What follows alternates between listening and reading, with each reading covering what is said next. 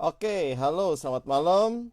Salam Abatox. Jumpa lagi kita di Rabu malam dalam acara rutin kita tiap Rabu malam, yaitu Abatox, ajang kesempatan kita untuk kita saling diskusi, saling membahas tentang satu topik dengan interaktif, Bapak Ibu Saudara. Jadi malam ini silakan Bapak Ibu Saudara, kalau ada mau pertanyaan, ada mau komen, silakan taruh di dalam kolom chat dan kita akan bahas jika ada pertanyaan. Dan kesempatan buat Bapak Ibu Saudara untuk ajak teman-teman, ingetin untuk bisa bergabung dalam Abatox malam hari ini. Nah, silakan cari tempat duduk yang nyaman atau tempat yang nyaman untuk bisa menyimak pembahasan malam hari ini. Tema malam hari ini sangat menarik sekali. Sangat menarik sekali. Temanya yaitu bijak sosmed atau dibajak sosmed, dengan narasumber yang sangat kreatif, sangat interaktif, yang sudah sangat tune in dalam bidang hal ini, dalam bidang sosial media, dan juga dia sangat menghidupi sekali sehingga apa yang disampaikan nanti Bapak Ibu Saudara sangat powerful. Beliau adalah Bapak Joseph Setiawan, biasa dipanggil Kak Ocep. Nah, profil singkat dari Kak Ocep, saya manggilnya Kak Ocep ya, karena memang beliau brandingnya memang dikenalnya dipanggil dengan Kak Ocep. Kak Ocep ini adalah Associate Pastor dari Jakarta Central Assembly atau GCA Ministry. Beliau juga National Commander of Royal Rangers Indonesia. Kak Ocep juga adalah CEO dari PT Optimus Cipta Kreasi. Beliau juga founder Yayasan Penjaga Jiwa. Nah, sebagai pendahuluan, tema ini kenapa sangat menarik sekali. Seminggu terakhir ketika saya tahu tema ini, saya mikir, wah, ini super banget nih. Kenapa super banget? Karena saya mengalami masalah yang sama, baik saya maupun anak-anak saya, yaitu mengenai sosial media, gadget, dan juga internet. Apalagi di masa pandemi seperti ini, pasti menarik kan? Nah, oke. Saya akan langsung undang Kak Ocep untuk join bareng bersama dengan kita, dan kita akan mulai nanti ya ketika Kak Ocep sudah bergabung. Wait a second. Oke.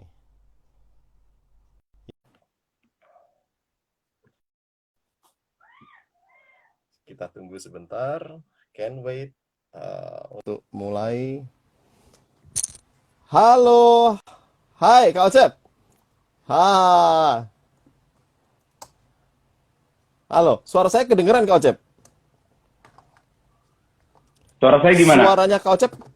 Nah, baru kedengeran suaranya Kak Ocep. Sip, Oh gitu mantap, ya. mantap, mantap, Mantap. mantap. Iya. Oke, oke. Hari ini tema kita menarik banget nih. Mhm. Menarik banget. Judulnya pun sangat intrik banget. Bijak sosmed atau dibajak sosmed. Nah, oke Kak Ocep. Apa Ya, ini? Kita akan bahas apa malam ini? Yang perlu kita perhatikan malam ini tentang sosmed dan teman-temannya dan segala hal yang berbau dengan gadget. Please. ya. Gimana ya kita mulai ya? Pertama-tama saya nyapa dulu deh teman-teman yang udah Yuk. bergabung. Ya, ini memang salah satu sebenarnya dilema ya. Kita ngomongin soal kaitannya dengan sosial media ataupun platform digital dan sebagainya, tapi kita pakai platform digital gitu kan. Nah, mungkin Yo, pada dasarnya begini. Kok ini ngomongin antara kita beneran bisa pakai dengan produktif atau kagak gitu kan. Terus bagaimana kita ya, menggunakannya ya, mungkin dengan bijaksana lah. Nah, terus apa kaitannya ya. dengan hubungan kita sama Tuhan? Nah, saya lebih suka sih mungkin ground rules-nya buat teman-teman yang udah bergabung nih. Nanti kalau ada mau tanya, silakan langsung chat aja di bawah atau Ya, tulis komentar. Kalau kadang-kadang kan kalau ya, komentar, wah bagus, wah seru dan sebagainya. Nah, saran saya adalah ketika Anda menggunakan sosial media, Dan pada saat ini kebetulan dengan saya dan Kak Ingov gitu kan. Nah, ketika teman-teman dapat pesan Tuhan ataupun dapat kata-kata positif waktu kita lagi berdiskusi, jangan diem, jangan dipikir-pikir, ketik langsung di chat. Nah, ini salah satu bagaimana kita bijaksana menggunakan sosial media. Jadi ada fitur-fitur apa yang ada di IG Live, dimanfaatkan. Tapi untuk sesuatu yang good. Nah, misalnya kalau lihat ada temennya bergabung, ada temen gue gabung. Nah, saat ini bukan buat di situ dulu. Memang kita tergoda gitu kan. Tapi lebih baik, ini buat saya apa yang harus saya lakukan ya. Ada kata-kata yang bagus, langsung ketik di komen. Karena teman-teman perlu pengulangan, repetition. Nah, repetition itulah yang akan membantu kita. Nah, itulah dia yang dilakukan sosial media maupun platform digital lainnya. Namanya repetition, pengulangan. Terus menerus akhirnya jadi kebiasaan. Gitu, Kak. Mantap. Nah, tagline-nya judul kita itu adalah dampak dari menggunakan sosial media dengan bijak, karena sosial media dapat membajak keintiman kita dengan Tuhan. Ya. Jadi kaitannya apa nih Kak Ocep? Sosial media, keintiman kita dengan Tuhan, terus kemudian kenapa kita nggak bijak? Apa sih membuat kita masuk dalam kategori bijak atau nggak bijak? Dampaknya seperti apa juga? Nah, kalau soal ini menurut pengetahuan saya juga by my experience. Jadi mungkin saya cerita juga awal mulanya. Saya ini salah satu orang yang ngikutin sosial media dari awal. Jadi kalau misalnya dibilang ada, kalau dari zamannya dulu kita pakai Friendster, lalu ada MySpace, lalu kita masuk platform sosial ya, Facebook. Saya aja Facebook udah ikut berapa tahun, Twitter, lalu masuk ke IG. Nah, akhirnya platform media sosial tuh banyaknya minta ampun, dan kita ngeliat bahwa keren ya, kita bisa ketemu dengan orang-orang yang jauh banget yang kita nggak ketemuin, dan akhirnya bisa berjumpa di platform digital. Ya, which is good, itu bagus banget. Hingga akhirnya saya pribadi, akhirnya saya cuma memilih gini, di antara semua platform, saya cuma pilih akhirnya udah saya cuma main IG doang sama Twitter. Kenapa IG sama Twitter? Facebook ngebosenin. Orang kan bilang gitu. Menurut saya enggak sih. Hanya buat orang-orang yang lebih tua, mereka dapat informasi jauh lebih banyak di sana. Nah, saya udah terlalu banyak handle sosial media, keganggu produktivitas. Bayangin, lagi kerja nih, pengen lihat, aduh, what happened apa yang terjadi? Kita ada namanya FOMO, fear out of missing out. FOMO. Jadi takut ketinggalan. Yes. Aduh, gue nanti ketinggalan apa ya? Ada berita apa ya ketinggalan? Pengen update, refresh lagi, dan sebagainya. Nah, ternyata memang studi menemukan kita ini nih, setiap orang takut ketinggalan. Nah, bagusnya kalau kita takut ketinggalan diangkat sama Tuhan gitu, kalau rapture kita ketinggalan baru itu mesti takut. Tapi kalau takut ketinggalan berita, abain deh. Karena saya udah mulai keganggu nih, ke-distract, teralihkan hidup saya. So saya putuskan, awal mulanya bulan Juli tahun 2020, karena COVID dan yang lain-lainnya, saya ambil waktu solitude. Ambil waktu sabar sendiri. Kayaknya saya mau naik motor pergi ke puncak menyendiri gitu kan, pengen ambil keintiman sama Tuhan aja. Nah, apa yang paling nggak bisa saya lepas? Sosial media. Saya pengen posting di atas gunung, saya pengen posting makanan saya pengen posting perjalanan saya naik motor sendirian, pas lagi macet-macetnya saya kok jalan sendirian. Nah, itu keinginan saya untuk eksistensi juga, selain FOMO, tapi juga saya pengen eksis. Biar orang nggak ketinggalan apa yang saya lagi lakukan. Nah, saya akhirnya putusin bulan Juli tahun lalu, cut. Matiin IG, terus Twitter, terus habis gitu, semua sosial media termasuk WA. Nah, aduh, saya pikir, waduh, WA saya putusin semuanya. Data hilang semua. Jadi mohon maaf guys, buat Anda yang bulan Juli dan sebelum-sebelumnya datanya udah hilang. Nah, kenapa saya hapus dari handphone saya?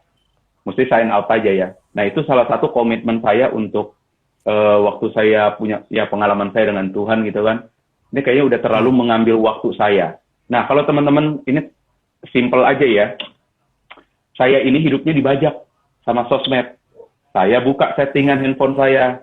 Lalu saya buka, saya lihat nih, fiturnya kan ada tuh penjelasannya. Saya udah pakai berapa lama, berapa banyak.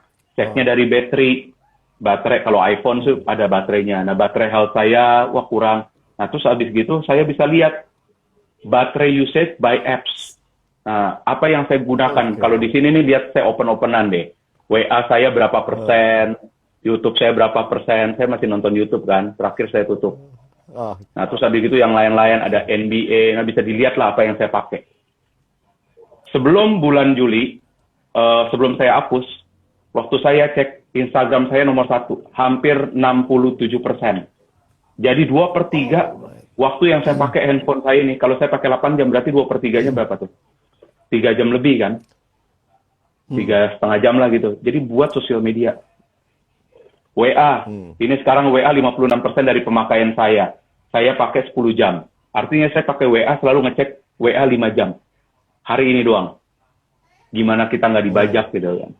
Nah, saya cek, saya ngapain nih pakai WA? Ya emang, untungnya saya cuma pakai kerjaan doang. Nggak ngechat-ngechat buat orang-orang, nggak genit-genitan gitu kan. Hai, apa kabar? Nggak nanya gitu. loh, oke.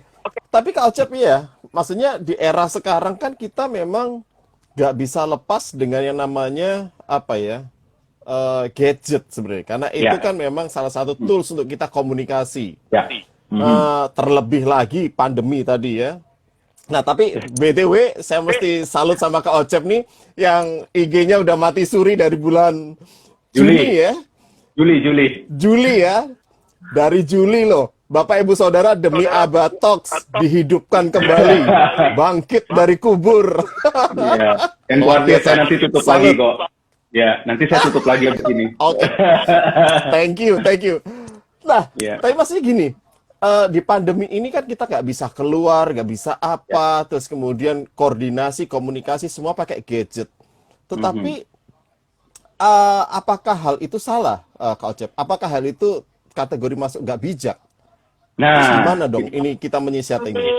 benar. Sebenarnya gini, internet itu bukan musuh kita. Digitalisasi itu bukan musuh kita. Yang jadi musuh kita adalah ketika terjadi penyalahgunaan. Contoh gini, saya mau tanya, orang nih pakai yang namanya salah satu obat yang diperlukan, apa ya namanya, obat yang paling berbahaya deh gitu kan, yang agak keras. Misalnya apa sih namanya, kalau orang tuh pengen mesti istirahat, obat bius lah. Obat bius ada kandungan tertentu kan. Obat bius diperlukan buat kita. Contohnya, kita mau operasi gigi atau mau cabut gigi, itu harus dibius. Nah, itulah dokter gigi yang menggunakannya. Nah, ternyata ada orang yang menggunakannya bukan untuk ngebius buat kesehatan, tapi dia menyalahgunakan fungsinya. Jadi, karena itu ada namanya penyalahgunaan obat-obatan. Lalu dipakailah heroin, terus habis gitu ada kokain, dan habis gitu LSD dan yang lain-lain. Morfin. Nah, morfin apalagi? Morfin diperluin dalam dunia medical. Tapi ketika itu disalahgunakan jadi salah. Itu jadi musuh kita. Berarti kuncinya itu bukan di gadgetnya, bukan di teknologinya, tetapi kata kuncinya tadi penyalahgunaan ya, Kak Ocep ya? Ya. Selama kita tidak menyalahgunakan fungsi dari benda yang kita pegang atau kita gunakan, nah itu masih aman. Contoh handphone bisa jadi powerful di tangan kita untuk make money, terus sekarang kita bisa dapat informasi, tapi akan nggak jadi bijak kalau seandainya kita udah menyalahgunakan. Mama minta pulsa, papa minta pulsa, dan sebagainya, itu kan kekuatan internet, scam, fraud, dan yang lain-lain. Terus kita udah jadi menuju dari penyalahgunaan menuju ke addiction, yang namanya kecanduan. Addiction. Nah, kalau udah masuk ke addiction, selesai sudah. Hidup kita sulit. Nah, sekarang saya minta deh teman-teman nih, yang udah bergabung, coba tulis di komentar, di kolom komentar, waktu teman-teman bangun pagi, ketika buka handphone, kira-kira apa yang mau dilihat pertama kali? Apps apa yang harus dilihat? Yang harus pagi-pagi. Coba. Oke, ditulis. Oke, sambil nanti komentar macam-macam ya. Kalau saya, WA, pas bangun, notification-nya udah banyak. Karena ada orang yang kirim kata-kata bijak lah, ada di grup, ada macam-macam gitu kan, ya udah. Nah, jadi kan rata-rata WA juga ya, kerjaan. Ada deadline yang mesti kerjaan gitu. Terus ada dari grup sekolah buat mama-mama gitu kan. waduh, udah ada PR lagi, ada tugas lagi. Nah, ada yang pakai Betul. email, wah mantap. Terus tapi rata-rata, itu ada yang mantap tuh, pakai kalender, cek meeting, dan sebagainya. Jadi, Oh, Alkitab, puji cakep kan? Tuhan. Wah, itu Keren, tidaknya, keren, keren.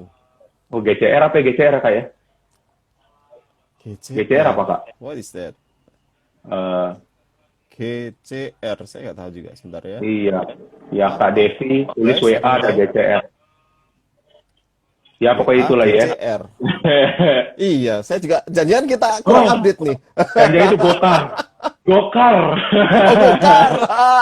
Gojek. Aduh. Oke, oke, Dan yang oke, oke. lain-lainnya. So, ketika Nah, kita buka itu selalu ada waktu yang keambil lebih dulu daripada, untung dari antara semuanya itu ada satu yang buka Alkitab gitu kan. Karena menurut saya mungkin itu pasti iya. ada yang penting. Buset, ini ada yang pagi-pagi udah langsung Zoom. Baru bangun, Zoom. Oh, Keren juga. oh jangan Oh, salah Kak Ocep. GCA, Google Soalnya Classroom. soalnya Pak Oh, Hadi yang nangani Koramdeo. Jadi memang dia harus memastikan Zoom berjalan dengan baik ya, Pak. jam 6 pagi, Kalau Pak jam Hadi 6 nggak buka pagi. Zoom bahaya. Ya, ya. Bahaya kalau Pak Pantes. Hadi nggak buka Zoom. Jam 6 pagi Iya, mesti iya, standby iya, ke iya. Ramdeo. GCR itu Iya, Google iya, Classroom, iya. Kak. Bener, Aduh, bener, bener. keren Itu banget. istri saya tuh. Nah, Udah ketergantungan tuh. berarti memang produktif dong, tapi Kak, produktif. Kuncinya kan produktif. Nah, Amin, betul. sekarang gini nih ya. Kalau buat saya pertanyaan pribadi nih Kak Ocep. Mhm. Anak-anak saya pribadi yang saya mau sharing sudah mulai cukup apa ya, sangat lengket dengan gadgetnya karena saya juga Ya.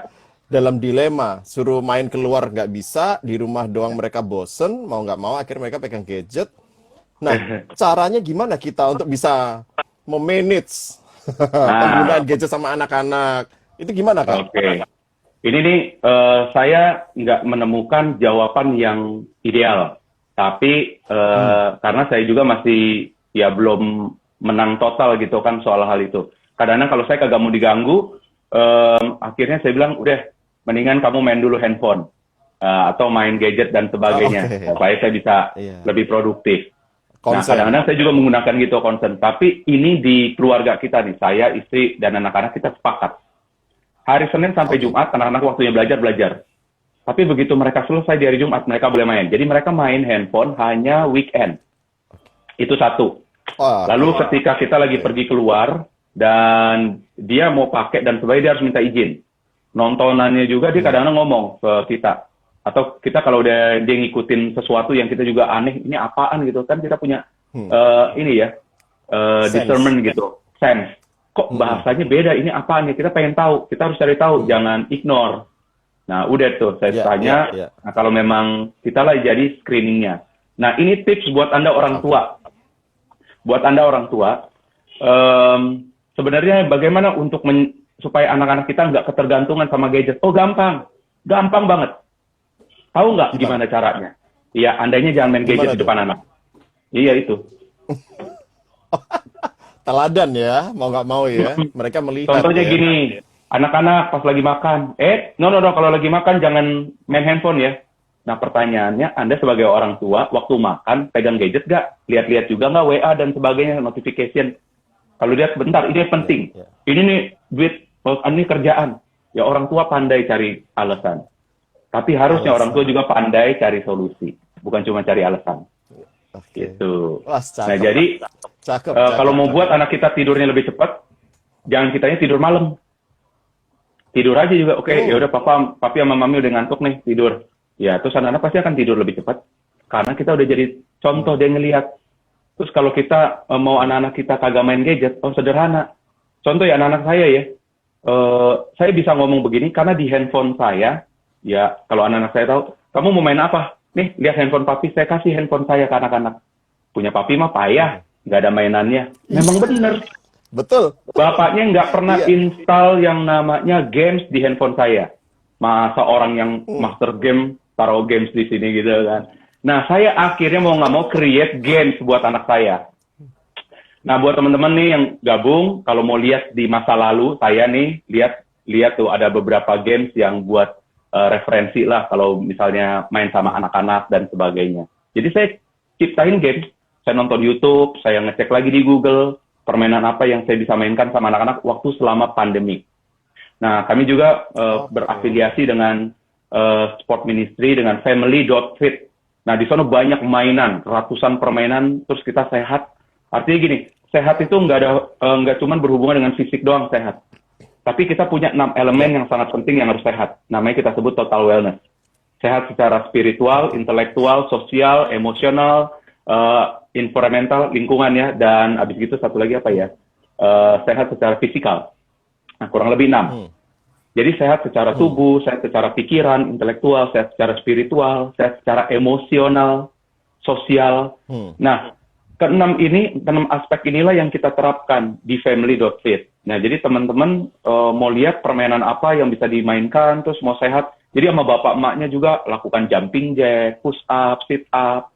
Nah, permainannya saya termasuk salah satu kontributor buat game yang teman-teman di seluruh dunia bisa gunakan. Ada videonya juga. Di mana tadi? Family.fit. Resource-nya? Family.fit. Family.fit.com. Ya, saya tulis. Enggak, family.fit saya ketik. Oh, family.fit. Alright. Ya. Nah, Enjoy di sana. Yuk. family.fit. Oke, Bapak Ibu Saudara bisa tuh langsung capcus nanti ke situ untuk kita melihat resource-resource bagaimana kita bisa menjadi keluarga yang sehat seperti tadi. Nah, Bapak Ibu Saudara kalau ada pertanyaan yang mengalami masalah tentang gadget, penggunaan sosmed, addiction, boleh ditanyakan di chat sambil nanti kita diskusi, kita akan jawab juga. Nah, Kak Ocep,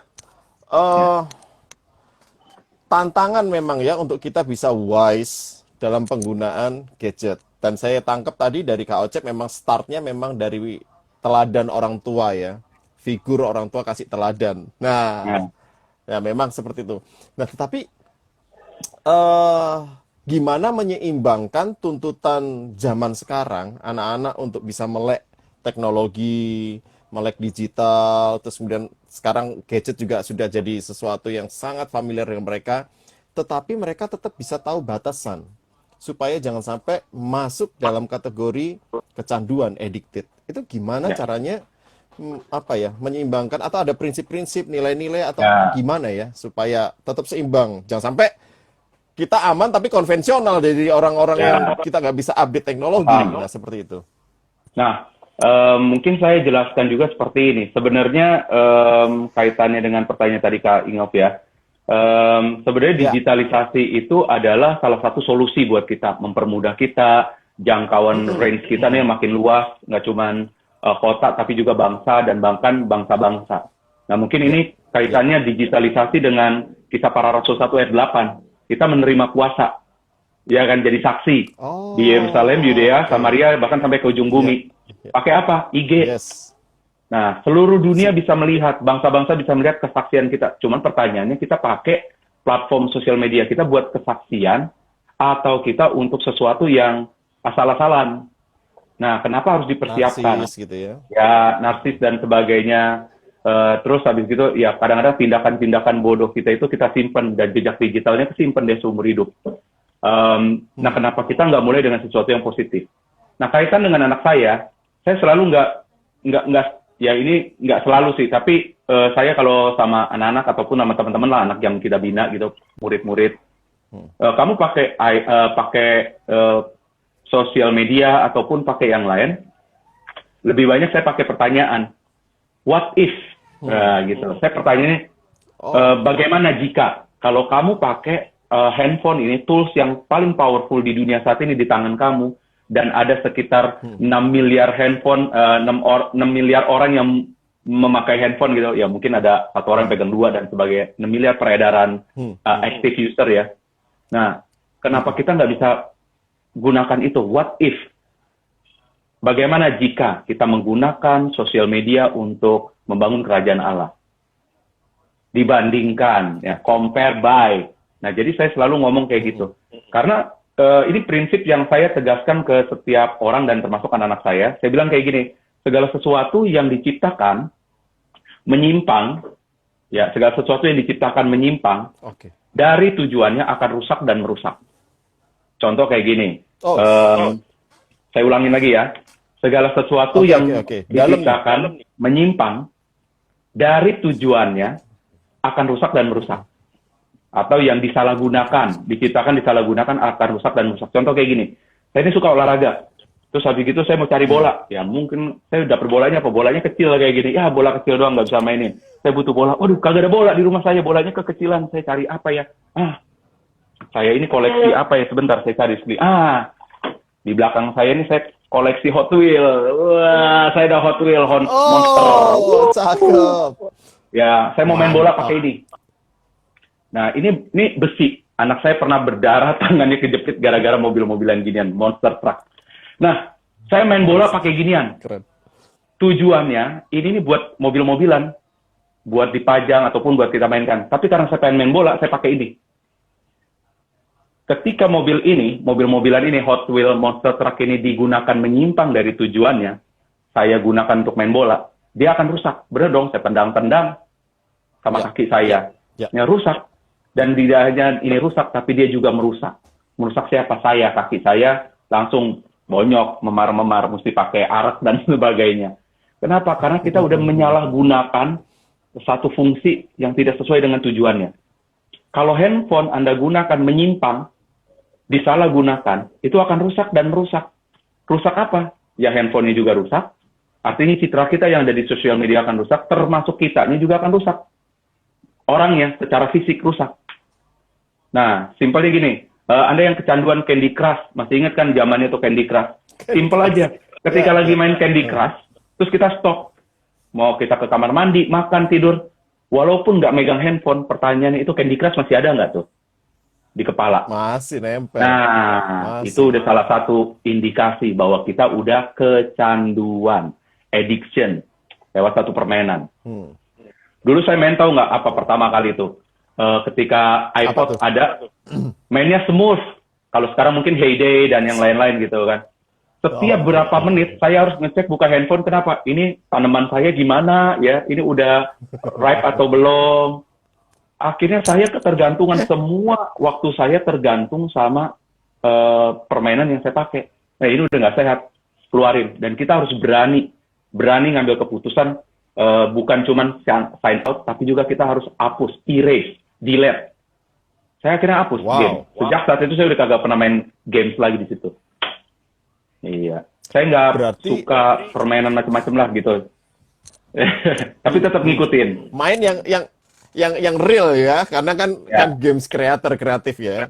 Iya. Nah, berarti memang tadi dalam banget yang Kak Ocep sampaikan. Segala sesuatu yang diciptakan jikalau menyimpang, salah gunakan pemakaiannya, digunakan secara menyimpang, itu akan rusak dan merusak.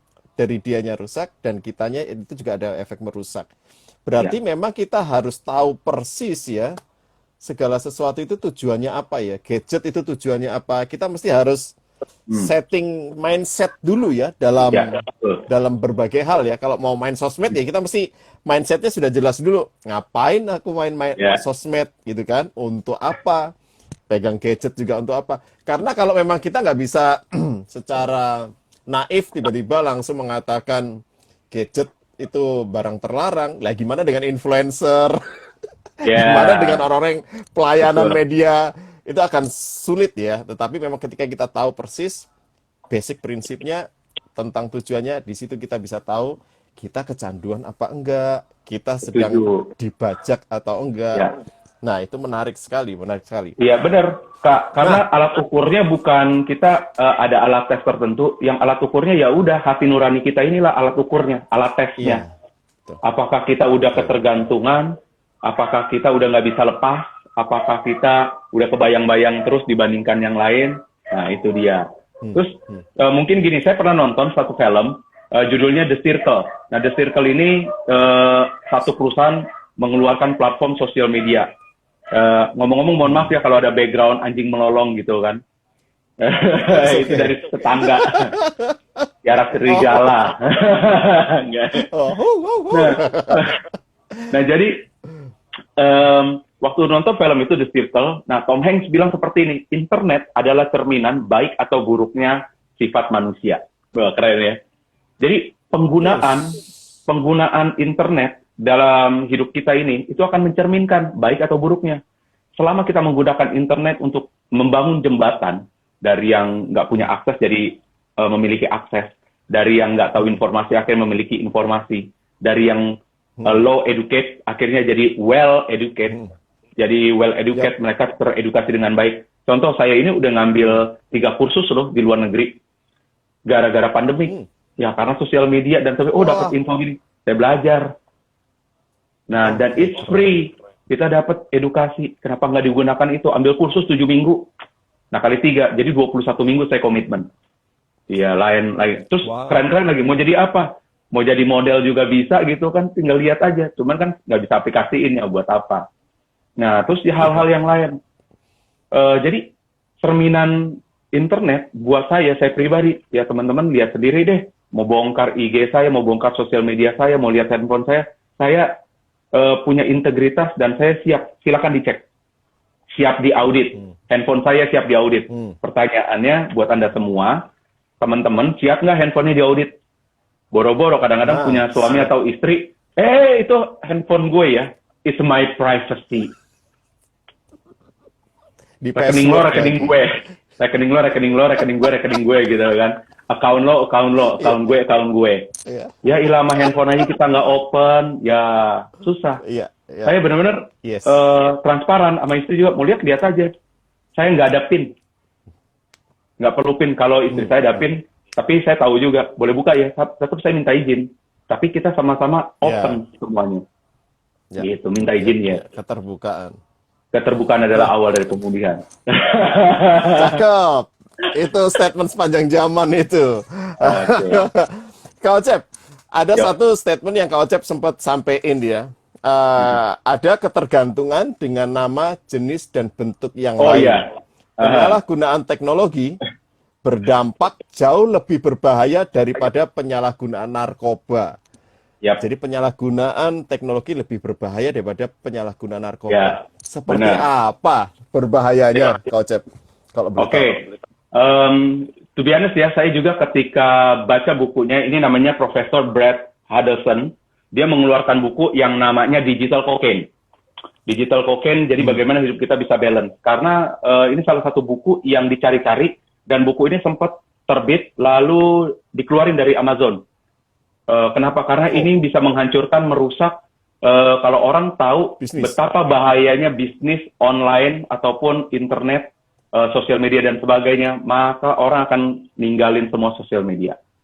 Nah, Profesor Brad Huddleston ini emang anak Tuhan yang meriset, dan dia bilang kayak gini, efek ketergantungan akan sosial media ya, dia sebutin misalnya Facebook, lalu apa gitu kan, termasuk chatting, text message gitu ya. Chatting itu ya kayak WA, Telegram dan sebagainya. Ada orang tuh suka banget teks. Jadi ingat zaman SMS gratis kan, suka banget. Karena ada orang yang seperti itu. Orang yang ketergantungan sama Instagram, ya karena dia pengen lihatnya yang visual dan sebagainya. Nah, saya termasuk kecenderungan. Tahu nggak ketika saya nonton lagi, lihat, buka IG, saya scroll. Nah, fungsi dari handphone ada tilt, ada namanya tilt apa ya, sentuhan itu gesturnya, lalu ada goyang gitu kan, kiri kanan, dulu kan masih ada gestur gitu ya. Nah, saya scroll, ketika kita scroll, itu di tangan kita ada sensor yang masuk syaraf ke otak kita, supaya kita pengen lihat lagi more. Padahal tanpa Anda sadarin ya, ketika kita tuh lagi scrolling ke atas, thumbs up, something good. Thumbs up. Good. Ya ampun. Sadar nggak? Nggak sadar ya? Kecuali pakai tangan. Sadar. Nggak sadar. Kalau pakai tangan begini. Susah sih ya, kelingking. Iya. Gitu. Wah, maka pakai kelingking gitu kan. Nah, itu tanpa sadar emang di-create kayak gitu. Waktu Steve Jobs ciptain iPhone, supaya semuanya bisa di-touch. Yang dia pikirkan bukan fitur ini semua. Fitur jempol lah yang harus berfungsi. Kalau kita pakai laptop, kebanyakan orang 11 jari kan telunjuk. Di jempol ini punya sensor yang lebih tinggi daripada telunjuk dan yang jari-jari lainnya. Why? Karena dari jempol bisa nempel semuanya. Ingat nggak kalau kita dulu waktu belajar tentang 5 jawatan? Apa hubungannya 5 jawatan? Nah, jawatan itu tuh kalau kerasulan ibaratnya ini, dia bisa masuk ke semuanya. Jempol. Nah, inilah dia, kita thumbs up, scrolling, scrolling. Dan tahukah efek merusak, menurut dari Brad Huddleston ini, efek merusak akibat ketergantungan internet, ketergantungan ya, penyalahgunaan, itu efeknya lebih merusak daripada kecanduan narkoba ataupun pornografi. Wow. What? Yes. Saking parahnya. Saya mau tanya deh sama Kak Ingong. Kita sama-sama pria ya, 1, 2, 3 ya. Yes. Kita ini punya kelemahan di wanita kan. Kecenderungannya pernah ada di masa-masa kelam, yaitu tentang pornografi. Kita kan ngerasain, waduh kayaknya asik banget, enak banget. Nah, rasa kepuasan itu selesai ketika kita, mohon maaf nih, ini kita semua kan udah kayaknya 17 tahun ke atas semua ya. Nah, kecenderungannya ketika kita sudah melampiaskan, ya gitu, udah melampiaskan, klimaksnya selesai. Udah, habis gitu langsung anti klimaks turun dan sebagainya. Lalu kalau misalnya ada orang, saya pernah nih ke-gap sama orang lain ketika saya melakukan, mohon maaf ya, lakukan masturbasi gitu kan, online. Kaget, shock. Wah, jadi hati-hati. Nah, ketika kita main internet, nggak ada yang larang kita. Siapa yang melarang? Nggak ada yang larang. Saya main IG kok, saya nonton YouTube kok, nggak ada yang larang. Nggak ada yang larang. Justru karena tidak ada larangan itulah, kagak ada batasannya, ukurannya, kagak ada pagar pengaman. Jadi kita tuh bebas kecenderungannya, karena apa? Pembiaran. Nggak ada rem. Yes. Dibiarin terus-terusan. Jadi kenapa itu akan merusak? Ya itu. Nggak ada ketentuannya. Karena nggak ada rem ya, karena nggak ada kendali ya. Nggak ada batasan. Yap. Mau tunggu Tuhan ngomong. Nggak mungkin kan? Pasti kita hold dulu, ada yang nanya nih. Boleh. Kita hold dulu, ada yang nanya. Dari saudara Agustina Fu, bagaimana bisa kontrol anak dari gadget di mana orang tuanya kerja dan pulang sore? Ya ini memang valid banget ya, realitas sekali. Gimana kita bisa kontrol anak-anak dari gadget sementara kita sendiri juga kerja dari pagi sampai sore? Gimana tuh Kak ya? Iya. Kalau misalnya saya juga, karena kebetulan saya nggak kerja 9 to 5 gitu ya, jadi saya kerjanya di rumah, perginya juga kadang-kadang nggak tentu, pulangnya juga nggak tentu gitu. So, saran buat Kak Agustina sih, gimana kontrolnya? Pertama, kalau saya di rumah, saya tuh udah dari waktu belum merit aja udah koleksi board game banyak banget. Board game. Ya, permainan. Saya mengalihkan anak saya coba ke analog lagi. Aduh, mohon maaf ya, digital. Ya, tapi saya pakainya analog. I like analog. Saya suka analog. Analog itu manual ya, gampang aja orang pahamnya ya. Bola, ayo kasih bola. Saya kasih permain tuh, main sendiri deh, kamu create sendiri deh. Kalau kamu dikasih tools kayak gini apa? Contoh yang paling gampang, Lego. Tuh Lego ada banyak, silahkan mainin Lego. Saya kasih pensil warna dan jadi saya invest ke anak saya beliin mereka, selama kamu mau beli kertas, alat tulis, bolpen, pensil, itu silakan beli. Dibandingkan dia subscribe yang $1 di handphonenya buat main game yang premium dan sebagainya. No. Better yang kayak gitu. Habis nggak apa-apa.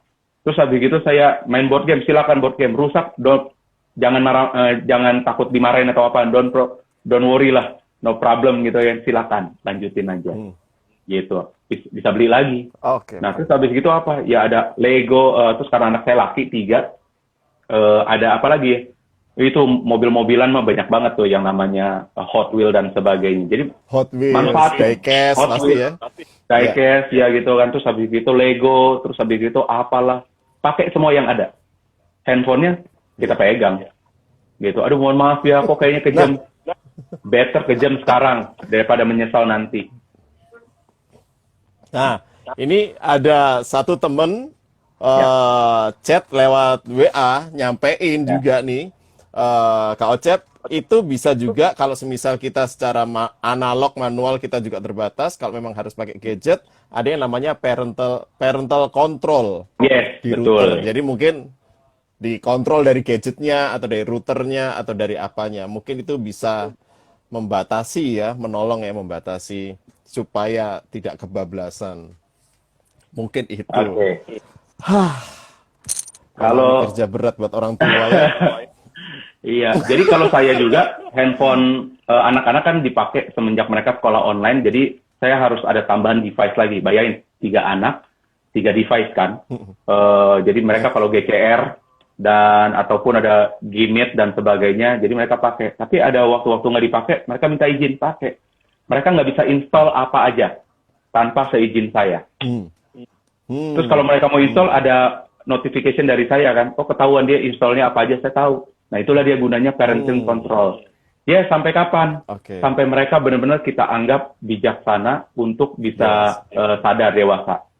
Jadi setiap kali dia, Ya. pasti Ya. apa sih passwordnya? Mau tahu? Saya ketik di depan mereka. Oh itu mereka tebak-tebak, mereka coba mau bongkar dan sebagainya, coba aja, gitu kan. Tapi saya nggak kasih tahu password saya. Oke, oke, oke. So Jadi memang ya bertahap ya. bertahap, pelan-pelan. Anak saya semuanya di bawah 10 tahun. Gitu. Oh, oh ya, sama. Saya 10 tahun juga, 8 dan 2. Ya Jadi memang ini kapan tantangan waktu, berat sih ya. mungkin kalau ditanya kapan waktu yang paling ideal, nggak ada waktu yang ideal. Malah ada kok yang usianya 30 tapi nggak bijak menggunakan ini. Oh Pakai itu. iyalah. Maaf ya macem-macem lah apps, dating-dating, yang cantik-cantik, Bigo Live lagi Aduh. gitu kan. Bigo Live. Aduh. Ya, Kesel ya. banget ya. TikTok lagi ya. Aduh, lagi happening tuh TikTok. TikTok Hah. ya ada, kalau Jadi make memang money oke lah, go lah. Tapi ya, jangan ya, ya. Makanya TikToknya ataupun apa Pak, yang buat make money-nya ya do something yang illegal ya. Ya,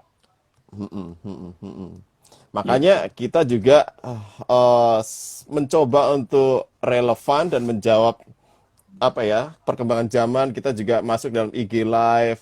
Who knows nanti kita juga diskusi hal-hal rohani, diskusi hal-hal yang sifatnya membangun ke apa kerohanian kita melalui TikTok Live kah atau apa. Ya why not sebenarnya ya, selama kita memang tahu tujuannya dan memang kita bisa wise, kita bijak ya. supaya Pas tuh jangan ada yang sampai nanya tuh kita soal TikTok. yes. Wah, Kak, sekarang kan lagi marak yang namanya TikTok. Apakah dampak dari TikTok ya, Kak? Nah, silakan. Kak Ocep. Kak Ocep, Eh, TikTokers juga nggak nih? Sayang belum pernah download TikTok Wow, karena saya oke. udah komitmen dari Wow. awal nggak mau nambah lagi. Ibaratnya Marie Kondo gitu kan, Marie Kondo kan ini. Jadi kalau misalnya kita ada barang 10 dan cuma cukupnya buat 10, ya udah ketika kita beli sesuatu, satu lagi barang, yang satu harus dibuang ataupun dikasih ke orang. Ya, Sama juga ya, berlaku ya, ya. itu di handphone saya. Kalau ada aplikasi media sosial yang saya pakai, terus saya mau ada yang lebih baru, yang lebih bagus, saya akan pakai, tapi ada satu yang harus dibuang. Sama kayak WA Group. Berapa banyakkah WA Group Anda? Kalau ada 50 WA Wow. Group dan ternyata ada yang nggak efektif, take out, keluar. Izin. Karena kalau udah nggak sehat, terlalu banyak informasi doang juga, too much information is not good. Nah, jadi kalau ditanya, Ya, ya. apa dampak TikTok? Tergantung, kakak pakainya buat apa? TikToknya buat penjangkauan kah, buat memuridkan, buat creativity, itu paling keren. Karena TikTok itu Ya, fiturnya keren ya, banget. ya. Orang bisa ini, bisa itu, dan dalam waktu beberapa detik doang bisa memunculkan kreativitas lewat video singkat. Nah, itu kan Ya. video singkat. Nah, jadi bisa dipakai Yes. untuk ngomongin apa-apa. Daripada Dan TikToknya cuma buat apa aja gitu. Nah, Ya.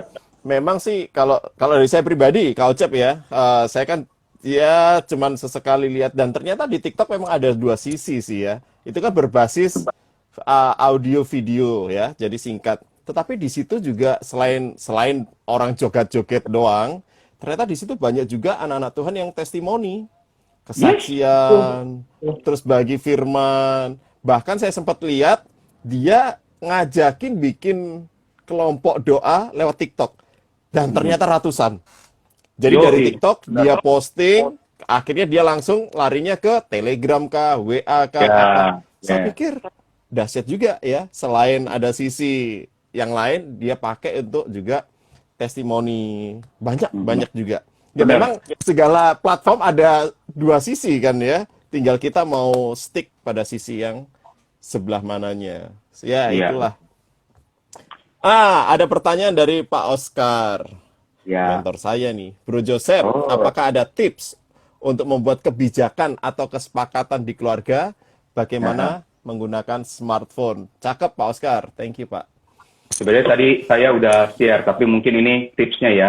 Pertama, kita Mm-mm. semua harus duduk. Suami, istri, dan anak-anak harus duduk. Nggak usah bikin peraturan. Misalnya gini, kalau anak-anak kita adalah orang yang suka, apa ya kan, gaya belajar mereka informasi kan ada tiga. Virtual lagi kok virtual jadinya. VAK, vision, auditory, dan kinestetik misalnya. Nah, saya tahu nih anak Hmm. saya nih Hmm. mewakili orang yang Hmm. auditory mesti ada tulisan secara spasial. Nah, artinya Hmm. berarti saya minta dia tulis. Ayo bikin tulisan. Nah, bikin tulisan. Kalau anak saya visual, jangan suruh dia nulis. Saya kasih gambar. Tinggal download di Oke. Google. Nah, no handphone dari jam berapa, jam berapa. Bukan saya yang buat, mereka yang cari. Kita cari arahin, oke print tuh. Print sendiri. Nah, jadi buat kesepakatan Hmm. bersama.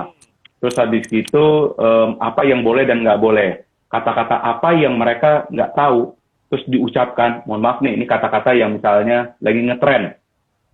Nggak apa-apa ya saya ngomong di sini ya. Ini contoh aja ya. Boleh ya? Saya Iya, minta izin. sebagai contoh ya, Bapak Ibu Saudara, Ya, sebagai contoh nih ya. ya. Nggak bermaksud apa-apa, tapi misalnya ada orang ngomong anjay. Oh, Anjay, itu oke. lagi tren banget. Nah, Anjay, anjay itu kan, anjim. Ya, ya, ya. nah, anjay itu dari kata anjing gitu kan. Yang, tapi pada dasarnya anjay itu bukan untuk ngatain orang binatang gitu, bukan kata kotor. Itu sebagai ungkapan bahwa, ih gila keren banget loh. Tapi dengan bahasa yang Iya. dislangin gitu kan, dislengkan. Hmm. Nah, Hmm. ketika anak saya udah ngomong, kamu tahu nggak artinya gitu? Apa sih, Pi? Gitu. Better mendingan kamu ganti pakai siap, masih mendingan karena ngikut Iya. YouTuber salah satu itu. Netral. Dibanding pakai Iya. anjay. Kalau kamu amazed dengan Iya. sesuatu, kenapa kamu nggak bilang, wow keren, atau gaya papi? Kalau kamu melihat sesuatu yang wow, taruh jarinya 3 di sini, taruh jarinya 3 di sini, taruh di mulut kamu, bilang wow, wow, wow. Oh gitu ya, Saya iya ingat terus better. tuh. W-O-W. Ya, Saya ingat terus. wow. Dibandingin kata yang gimana? Kamu mau keren, keren itu nggak harus ngomong kata-kata kotor. Karena apa yang kamu ucapkan nggak bisa kamu tarik balik. Gitu. So better, Ya, ya. kamu hindari. Lalu kesepakatan itulah yang kita buat. Dan saya juga sering ditegur sama anak saya. Kita bersedia ditegur nggak sebagai orang tua sama anak? Contohnya lagi makan. Saya lagi jawab WA orang. Wah, papi sendiri main handphone. Entah itu produktif atau kagak, stop langsung mendingan. Jangan-jangan Daripada. suara Tuhan itu nggak pakai suara petir menyambar. Tuhan berbicara lewat anak kita. Nah, keraskan hati. Kita mengeraskan hati kita atau kita mau taat sama Tuhan. Bukan berarti anak, sok tahu lo, anak-anak nggak tahu. Jangan-jangan itu suara Tuhan. Jangan sampai Tuhan ngomongnya pakai anjing peliharaan kita. Lu udah gue kasih tahu lewat anak gue, lu kagak ngomong. Masa kita mau jadi kayak Bileam? Jangan sampai kayak gitu. Wah. Ya, jangan sampai anjing Gimana? peliharaanmu ngomong. Ya, Karena ya, anakmu sendiri kamu kagak denger. Nah, gitu. Nah, tadi Kak Ocep tadi ngomong yang tentang keren ya, makanya Ya. banyak dari kita, mau kita yang dewasa ataupun yang remaja, anak-anak, selalu amazed tentang yang namanya keren, sesuatu yang keren. Nah, karena amazed sama yang keren, akhirnya mau nggak mau sosial media juga mendorong mereka trigger untuk juga apa ya, tampil keren. Makanya Ya. efeknya narsis, FOMO, fear of missing out. Jadi akhirnya supaya kita bisa tampil keren. Nah, itu ya, jebakannya di situ ya. Ya. Nah, ini hal yang sederhana aja ya. Kita sambil kita mainlah, karena saya tahu kita praktek ya. Nah, saya di tangan saya ini ada gambar. Ada gambar Oke. A, B, C, D, E, F, G, H, lalu ada angka 1, 2, 3, 4, 5 turun. Nah, saya akan kasih pertanyaan, kakak-kakak yang ada di sini, tolong jawab, ataupun bisa ketik di komentar, atau senyum-senyum sendiri, atau menggunakan gambar wajah ini, ekspresinya. Oke, siap, saya tampilin ke depan ya. Oke, kelihatan ya? Kurang lebih seperti ini. Nah, pertanyaannya adalah gini, Oke. kakak-kakak coba lihat deh. Mana yang mewakili emosi Anda ataupun wajah yang ada di gambar ini ketika kakak-kakak lihat ada influencer di Instagram lagi jalan-jalan di Bali lagi pandemi? Ayo, misalnya, aduh saya tuh yang G2, Oke. G2 senyum-senyum.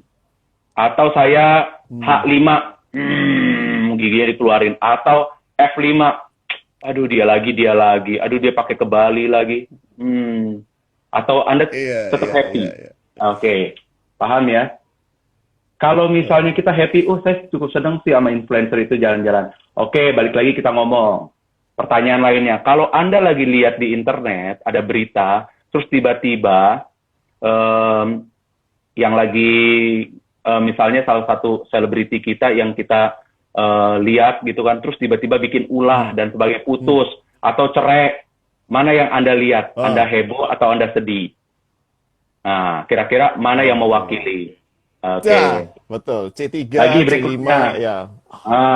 Sekarang saya mau tanya, ketika jemaat Anda atau tetangga Anda atau orang yang Anda kenal dekat, keluarga deh, terus tiba-tiba dia lagi posting makanan enak-enak, padahal tahu dia utangnya belum bayar. Oke, mana wajahnya? Ayo, wajah yang mana? Banyak ya. Nah, contoh. Ya enggak? Nah, sosial media ternyata tanpa Anda sadari udah menyebabkan kita nih udah jadi namanya apa ya? Ngikutin orang terus, stalking gitu. Kecocok hidungnya ya. Stalking. Gue mau lihat ini, mau lihat Kita itu. kecocok. Kan gue tahu tuh hidupnya dia begini. Aduh, dia jatuh dalam dosa. Kenapa dia posting-posting begini? Siapa kita menghakimi orang di sosial media? Kita bukan Tuhan yang bisa menghakimi orang kan. Nah, inilah dia kenapa sosial media bisa berdampak buruk sehingga menjauhkan kita, hubungan kita sama Tuhan. Karena kita sudah menjadi Tuhan buat orang lain. Sosial media menjadi ajang tempat kita menjadi judge, menjadi hakim buat orang lain. Oh dia begini, oh dia begitu, dia begini, begitu. Nah nggak heran kenapa Tuhan gagal. Ya ingat, Tuhan adalah Tuhan yang cemburu kan. Nah pakai banyak hal juga dia menegur kita. Nggak heran kenapa kita jadi jauh hubungannya. Karena kita lebih concern ke sana, ke distract. Soalnya hati kita, emosi kita, gambar kita nih udah happy-happy. Gimana Tuhan buat kita happy? Ternyata kita jatuh-jatuhnya balik-balik lagi, kesel lagi. Lihat sosial media jadinya gondokan gitu. Kok lihat dia begini, dia begini. Nggak ada hubungan sama hidup kita lagi. Mereka aja belum tentu berdoa buat kita. Pertanyaannya kalau saya balik. Apakah teman-teman ketika melihat teman kamu dan yang lainnya lagi ada di sosial media, situ doain nggak? Nah, kalau nggak doain, mendingan jangan ngomong apa-apa. Iya. Nah, gitu. Well said. Betul sekali. Jadi memang kata benang merahnya ketika kita dibajak oleh sosmed, yaitu sebenarnya bukan banyak hal yang kita dibajak. Waktu kita, terus kemudian potensi kita. Tetapi yang barusan saya tangkap dari Kak Ocep, yang dibajak itu juga adalah perasaan kita, judgement kita. Perasaan kita nggak buat Tuhan, pikiran kita nggak buat Tuhan, tetapi malah mikirin apa yang kita lihat, orang lain, kita ngejudge, kita menilai. Ya. Contohnya, itu yang... gini, kan teman-teman lagi membangun gaya hidup Coram Deo kan? Nah, lagi membangun kita sebagai satu tubuh Kristus. Nah, pertanyaannya balik lagi ketika kita tahu Coram Deo dan saya ikut beberapa kali Coram Deo dan itu semua rahasia orang kan terbongkar juga di depan umum, betul nggak? Nah, ketika dia di media sosial dan sebagainya, apakah kita mulai jadi hakim lagi? Nah, atau kita doain orang tersebut. Kok dia begitu lagi? Kok dia pergi ke sana lagi? Kok begini? Nah, kita nggak punya hak untuk itu. Jadi, gaya hidup saling mengasihi itulah yang harus dilakukan terus-menerus. Better daripada hidup kita tidak saling mengasihi di sosial media, mendingan kita hapus sosial medianya. Mendingan ketemu langsung dan sebagainya. Gitu. Jadi, Coram Deo itu jangan karena ada penatua di dalam, karena ada pemimpin di dalam, saya jadi looking good. Nggak beda antara Coram Deo dengan sosial media. Kalau cuma mau tampil bagus di depan orang lain. Kan itu tujuan sosial media. Kita mau kelihatan bagus. Padahal ada banyak yang tergerus. Gitu. Iya. Nah, kalau memang Coram Deo lah. Gitu. Ya, seringkali memang dunia maya dan dunia nyata akhirnya jadi kabur. Di dunia nyata mereka menampilkan apa, di dunia maya mereka bisa being somebody, menjadi Tuhan lah, menjadi apa. Tetapi ketika di dunia nyata, mereka juga akhirnya menjalani kehidupan yang berbeda. Nah, itu yang akhirnya mereka benar-benar totally dibajak, berarti memang sudah. Identitas mereka berarti kan sudah berubah kan, seperti itu. Ya, betul. Ngerinya di situ ya. Ngeri Ya. banget ya. Nah, makanya jadi yang kita bisa tarik apa ya? Benang merahnya bahwa eh, kebijakan atau wisdom kita, pengertian kita mengenai tujuan, mengenai landasan dalam sosial media, itulah yang membuat kita bisa apa ya mengerem atau membatasi supaya kita tidak sampai dibajak. Karena memang tidak bisa juga kita jauh atau menghindarkan dari kebutuhan Ya. tuntutan Ya. seperti itu. Tapi memang kita harus tetap keintiman kita, identitas rohani kita, terus kemudian hubungan kita sama Tuhan, jangan sampai tergerus seperti Ya. yang Kak Ocep sampaikan ya. Ya. Nah, oke, Kak Ocep, kita di ujung nih, tinggal 5 menit. Ada Ya. satu hal penting nggak yang Kak Ocep mau sampaikan supaya kita bisa ingat dari pertemuan malam ini? Ya, paling Sebentar. ya, pertanyaan apa? Kak Ocep, sebentar. Ada komen dari salah satu peserta nih. Ini pamungkas kelihatannya juga. Ada 7 gunung yang harus kita menangkan untuk Tuhan. Ya, betul. Di antaranya adalah gunung media dan teknologi. Betul. Apa pandangan Kak Ocep dalam hal ini sehubungan dengan rawannya area media, gadget, sosmed, dan teknologi? Itulah dia kenapa media salah satu gunung yang harus ditaklukkan. Kita nih orang-orang adventure ada 7 summit. Namanya 7 gunung di dunia yang harus ditaklukkan. Bukan gunung yang seperti disebutkan, tapi beneran gunung. Salah satunya ada di Papua, namanya Carstens Pyramid. 7 gunung paling pendek di dunia yang harus diselesaikan. Nah, gunung tertinggi ada di Himalaya yang harus ditaklukkan Everest. Lalu ada Kilimanjaro di Afrika. Kalau orang udah mencapai rekor 7 summit, 7 gunung itu, dia tuh dapat pencapaian dan dapat prestasi achievement dari komunitas. Nah, sayangnya berdasarkan itu kan saya baca bukunya sebentar. Saya ada bukunya di mana ya?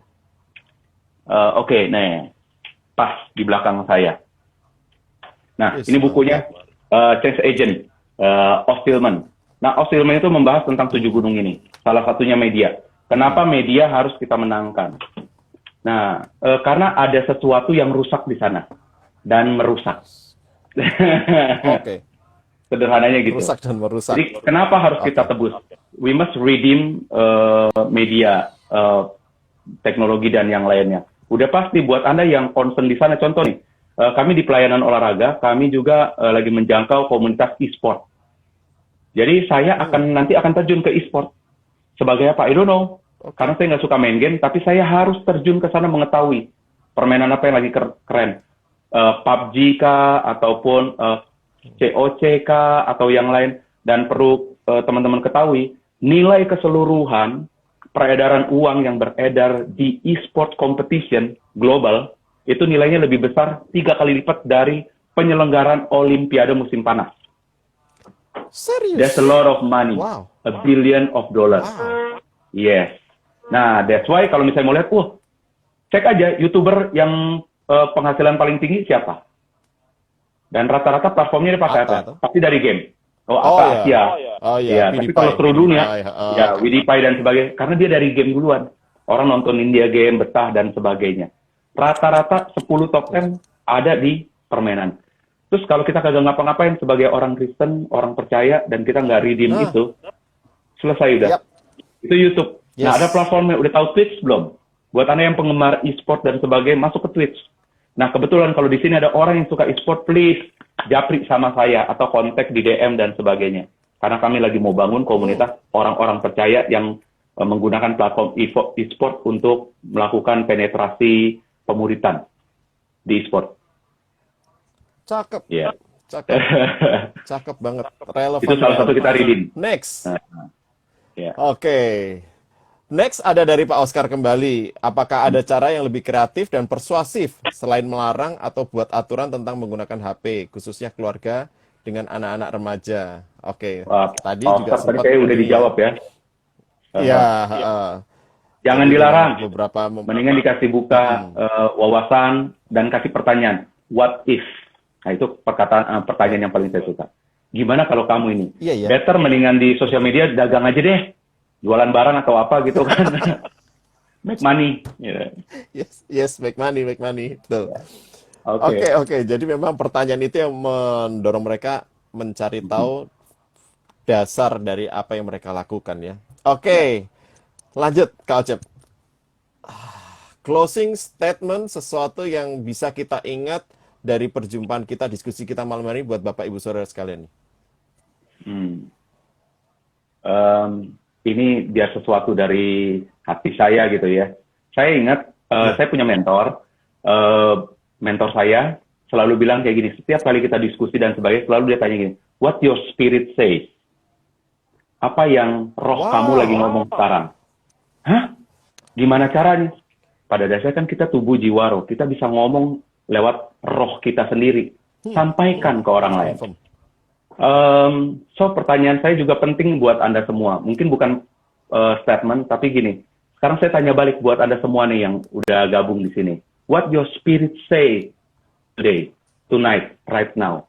Apa yang rohmu saat ini sampaikan, yang ingin keluar, yang ingin kamu sampaikan? Boleh tulis di komen, ataupun kamu sampaikan ke yang lain-lain. Apa yang ada di hatimu, roh kamu itu harus disampaikan.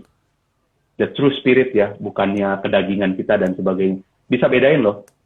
Nanti ada orang ngomong Ya, cuma mau yang senang-senang ataupun yang bagus-bagus ada. Tapi sesuatu di roh ini tuh nggak bisa dikekang. Kita harus bebasin roh kita. Nah, sosial media adalah platform yang paling tepat untuk kita membebaskan roh kita dan menyampaikan Injil Kerajaan. Contoh gini, selama 400 tahun ada zaman di Israel kagak ada suara kebenaran, nggak ada suara kenabian, tidak ada kebenaran saat itu. Gimana kalau misalnya zaman sekarang, zaman digital seperti sekarang, keluarkan suara kenabian. Saya nggak melarang Anda untuk ikutin saya, keluar dari sosial media dan sebagainya. Nggak perlu. Jadilah dirimu sendiri. Tapi maukah Anda menggunakan platform itu untuk menyuarakan suara kenabian di zaman sekarang? Bukan suara diri sendiri, tapi suara kenabian. That's what your spirit says. Gitu. Itu sih, Kak. what your spirit says, Oke. Bapak Ibu Saudara sekalian, what your spirit says mengenai apa yang Bapak Ibu Saudara dengarkan malam hari ini melalui Abba Talks. Oke, nah, thank you Kak Ocep untuk insight-nya, untuk diskusinya, untuk Welcome. satu wisdom-nya, jangan sampai kita dibajak sosmed.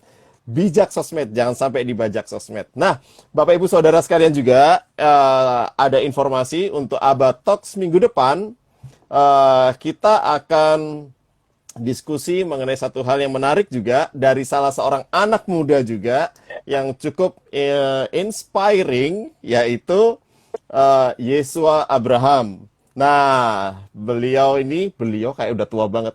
Yesua Abraham ini kita sudah tahu bahwa dia memang seorang anak muda yang benar-benar hidupnya dipakai Tuhan lah. Nah,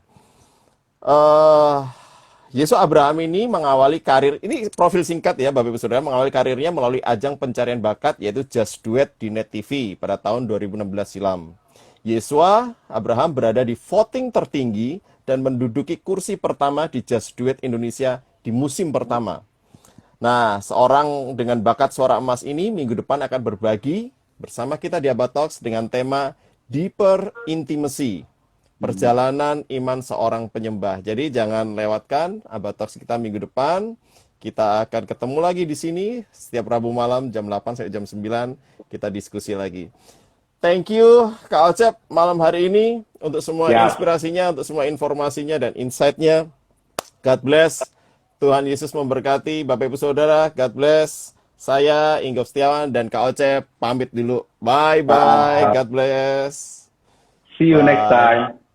Saya hapus dulu Instagram saya ya. Thank you loh. Wah, thank you banget demi Abba Talks install, habis itu uninstall lagi. Mantap. Thank you. Bye-bye.